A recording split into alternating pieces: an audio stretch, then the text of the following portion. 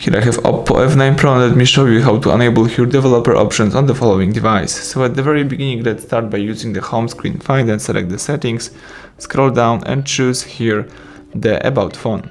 From About Phone, let's scroll down again and select here the version. Let's tap a couple of times on version, and as you can see, you are now in a developer mode. So you can go back easily right here, and then let's choose additional settings, scroll down, and here you should find developer options. Let's tap it. Here you can use the following developer features. For example, you can enable OEM unlocking. Let's just tap enable, and you just enable bootloader to be unlocked.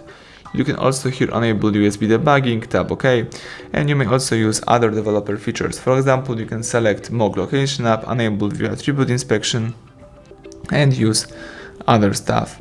So everything went well. Thank you for watching. Please subscribe our channel, leave thumbs up under the video.